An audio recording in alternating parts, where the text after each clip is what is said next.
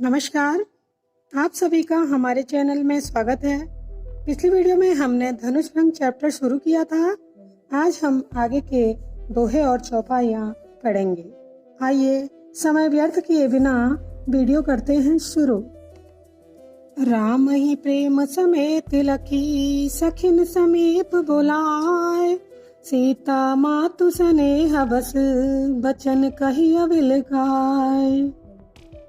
सखी सब कौतुक देख निहारे, जेऊ कहावत है तू हमारे। ओ न बुझाए कहे गुरु पाही, ऐ बालक असी हटी भली नाही। इस पद्यांश में धनुष भंग के लिए जाने वाले राम के विषय में सीता जी की माता एवं उनकी सखियों के मनोभाव व्यक्त हुए हैं। राम ही प्रेम समेत लखी। श्री राम को प्रेम समेत प्रेम के साथ लखी देखकर, श्री राम को प्रेम से देखकर सखिन समीप बुलाए, अपनी सखी को पास बुलाकर। सीता मातु स्नेह बस, सीता की माता अर्थात राजा जनक की पत्नी सुनैना स्नेह बस श्री राम के प्रेम के वशीभूत होकर, श्री राम के वात्सल्य प्रेम के वशीभूत होकर वचन कही अविल खाए, व्याकुल होकर के ये बातें कहती हैं। सखी सब कौतुक देख निहारे, हे सखी देखो सभा में उपस्थित सभी हमारे हितैषी संतगण मुनिगण सब विराजमान हैं। ये सब लोग कौतूहलतावश देख रहे हैं। जेऊ कहावत ही तू हमारे, ये हमारे हितैषी कहे जाते हैं। इनमें से को न बुझाए कहीं गुरु पाई, कोई भी जा करके गुरु विश्वामित्र को समझा नहीं रहा है कि ऐ बालक असी हटि भली नाही। इस बालक के लिए इस प्रकार की हटि भली नाही, हट करना ठीक नहीं है। इस बालक श्री राम को इस प्रकार का हट अर्थात धनुष भंजन करने का हट करना ठीक नहीं है, क्योंकि ये धनुष तो इतना कठोर और भारी है, इसे तो रावण बाण छुआ नहीं चापा। रावण जैसे महान पराक्रमी योद्धा भी छू तक न सके। वह समय ये था कि जब रावण सीता स्वयंवर के लिए आया हुआ था, तो उस समय आकाशवाणी हुई थी रावण को कि हे रावण, तेरी बहन को कोई राक्षस उठा करके ले जा रहा है, तो तेरे लिए इस समय सबसे पहला कर्तव्य तेरी बहन की रक्षा करना होगा। अतः रावण सीता के स्वयंवर से उठ करके चला गया था। तो कवि तुलसीदास जी कहते हैं, कहाँ रावण बाण छुआ नहीं चापा। रावण जैसे महान पराक्रमी योद्धा इस चाप को, इस शिवजी के धनुष को छू तक न सका और हारे सकल भूप कर दापा। और इस पृथ्वी लोक के सभी भूप, सभी राजा दापा कर हारे, प्रयास करके हार गए, लेकिन इस धनुष को उठा तक न सके, हिला तक न सके। इस धनुष को उठाना और इसका खंडन करना तो बहुत दूर है, लेकिन इस धनुष को उठा तक न सके। ऐसा कठोर और भारी धनुष सो धनुराज कुंवर कर दे।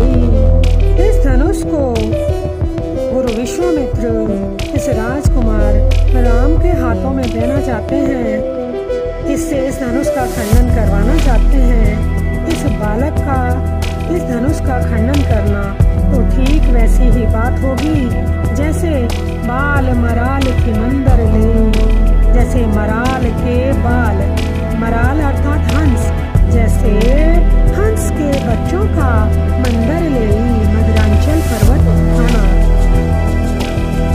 आगे रानी सुनैना दुखी होते हुए कहती है अपनी सखी से, ये सखी रूप सयानक सकल सिरानी, ऐसे तो राजा जनक अपनी बुद्धिमानी के लिए प्रसिद्ध हैं, अत्यंत बुद्धिमान है।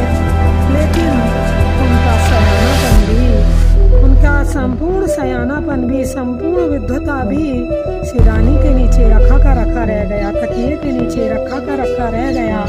अर्थात कहने का आशय यह है कि राजा जनक की बुद्धिमत्ता कोई काम नहीं आई, क्योंकि उन्होंने जो सीता स्वयंवर के लिए ये कठोर शर्त रखी वो सोच समझकर नहीं रखी।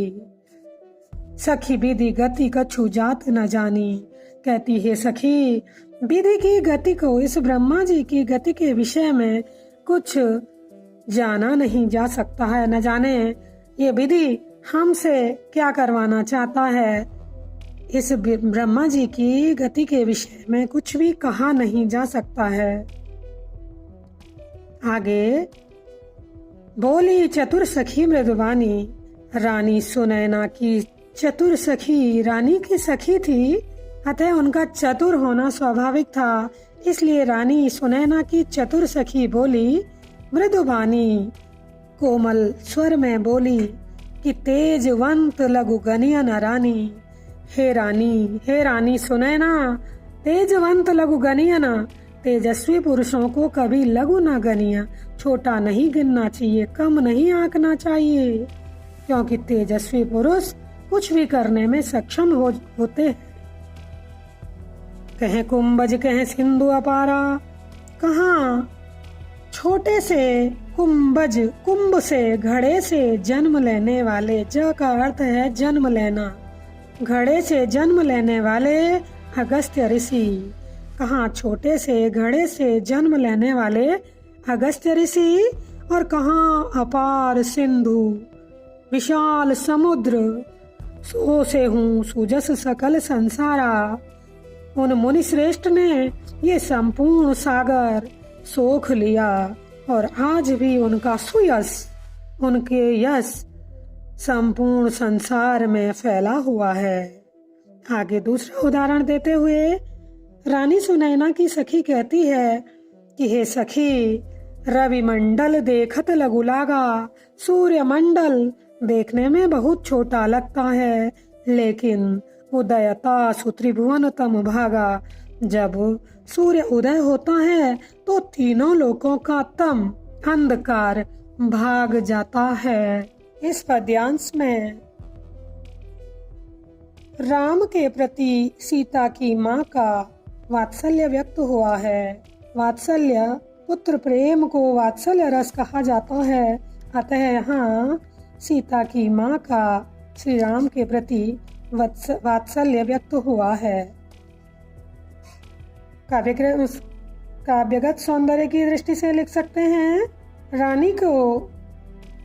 रानी की सखी आयु में छोटे राम में महान होने का विश्वास प्रकट करती है। जैसा कि उन्होंने कई उदाहरण देके तेजस्वी पुरुषों की महानता का वर्णन किया है।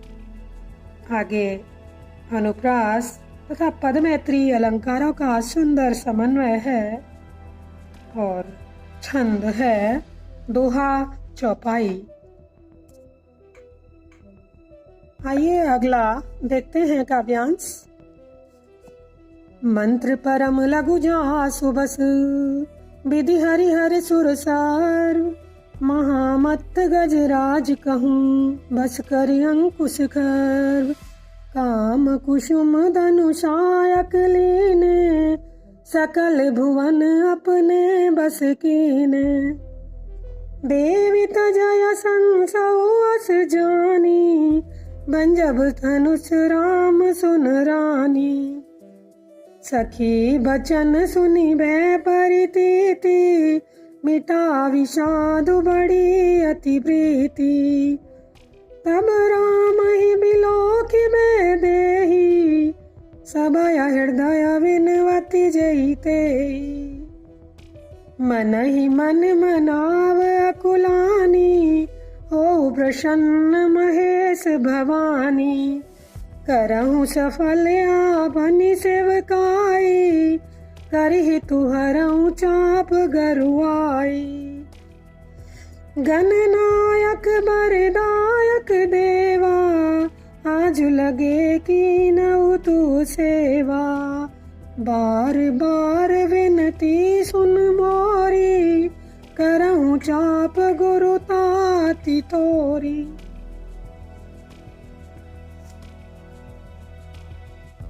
इस पद्यांश में धनुष भंग के लिए जाने वाले राम के विषय में सीता जी की माँ एवं उनकी सखियों के मनोभाव व्यक्त हुए हैं।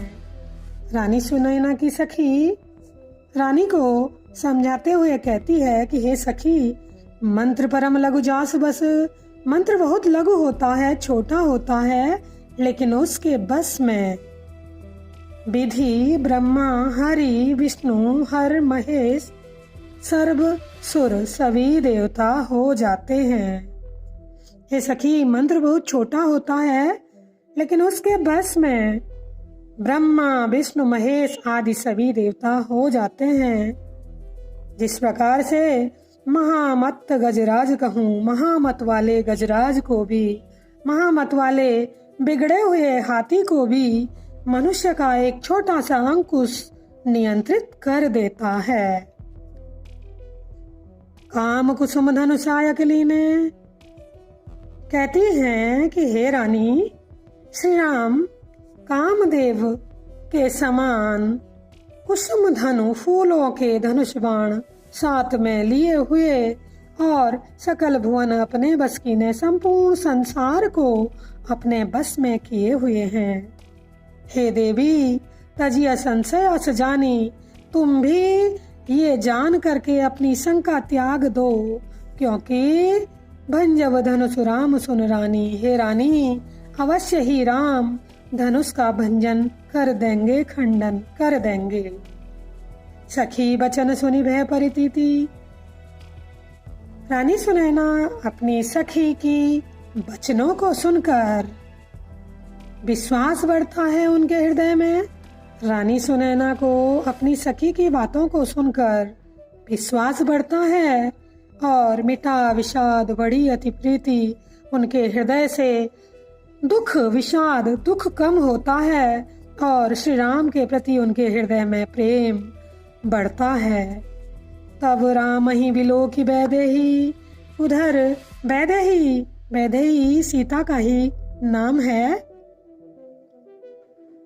वैदेही श्री रामचंद्र जी को देखती है और सबय हृदय विनवति जेहिते ही, और डर सहित भय के कारण उस देवता का अनुनय विनय करने लगती है। मन ही मन मनाव अकुलानी, मन ही मन व्याकुल होकर के अपने देवताओं को मनाने लगती है। कहने लगती हैं, हो प्रसन्न महेश भवानी, हे शिव पार्वती, आज मुझ पर प्रसन्न हो जाइए। करऊं सफल आपनी सेवकाई, आज तक जो मैंने आपकी सेवा की उसका फल मुझे आज मिल जाए। और कर हितु करऊं चाप गरुआई, और इस चाप का गरुआई भारीपन हितु हरऊं। श्री राम के सामर्थ्य के अनुरूप हर लो, अर्थात ये शिव के धनुष के भारीपन को श्री राम के सामर्थ्य के अनुरूप हल्का कर दो। आगे सीता मनी मन कहती है, गण नायक वरदायक देवा, हे गणों के नायक, श्रेष्ठ वर देने वाले गणेश जी, आज लगे कि नौ तू सेवा। आज तक जो मैंने तुम्हारी सेवा की उसका फल मुझे आज मिल जाए।